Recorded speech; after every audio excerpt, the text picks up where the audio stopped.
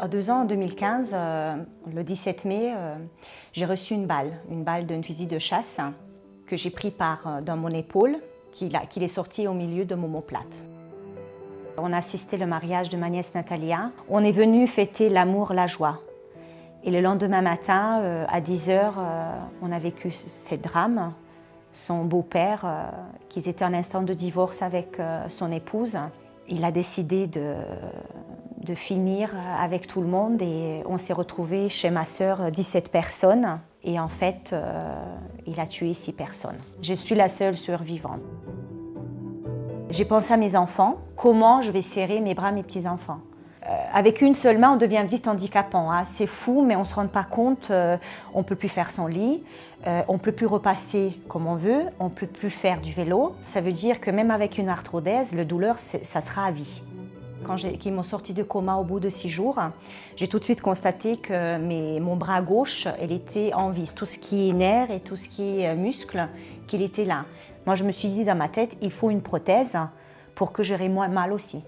Mais j'ai toujours cru que je vais trouver une solution. J'ai dit, c'était en total les 12 chirurgiens que j'ai vus en 6 mois. C'est pas rien, hein. 12 chirurgiens, c'est pas rien. Nous sommes à Paris avec mon mari, avec tous nos radios, tous nos scanners. Et la même défait, il me dit, ben voilà, il m'a dit on peut rien faire pour vous parce qu'il m'a dit il y en a beaucoup de dégâts, la prothèse classique ça va pas, c'est pas pour vous parce qu'on n'a pas, il y en a aucun endroit pour le fixer cette prothèse classique. Et là à ce moment-là j'ai dit mais pourquoi on pourra pas faire une impression 3D sur mesure? Non mais Madame Danjon c'est une gadget aujourd'hui, c'est pas au point, c'est pas pour vous. J'ai une amie qui travaille sur le CHU de Dijon et en fait, il m'a parlé un petit génie, le professeur Zettienga, qui est un professeur de massio-facial. Qu'est-ce que tu veux que je fasse avec un professeur massio-facial que j'ai vu des grands chirurgiens d'épaule qui ont dit que... Et là, il me dit, il y a quelque chose à faire. Et dans ma tête, je me dis, waouh, enfin une chirurgien qui veut penser à moi. Lui va commencer le projet, mais qui va me présenter à Dr Brice Villard, un chirurgien d'épaule qu'il a mis dans son équipe. Alors, quand j'ai vu la patiente pour la première fois, j'étais confronté à un cas très inhabituel, très particulier, avec une destruction articulaire évoluée, qu'il aurait été difficile de traiter avec les moyens thérapeutiques dont on dispose actuellement. Ce cas était très difficile car les lésions étaient très évoluées. Je peux vous représenter ici donc, sur cette reconstruction 3D. Donc, on voit apparaître en bleu l'humérus de la patiente, donc il ne présente plus du tout de surface articulaire proximale avec des déformations majeures. On voit apparaître en vert les fragments osseux libres, donc adhérents au tissu périphérique, adhérents à la face interne du muscle deltoïde et pris dans une gangue fibreuse très évoluée. La partie la plus complexe de l'intervention résidait dans la destruction articulaire de la glène de la scapula. Les implants standards sont conçus pour une population standard. Dans les cas hors normes, comme chez cette patiente, les implants standards ne permettaient pas une reconstruction de qualité. Il était impossible d'avoir une fixation osseuse sur la scapula.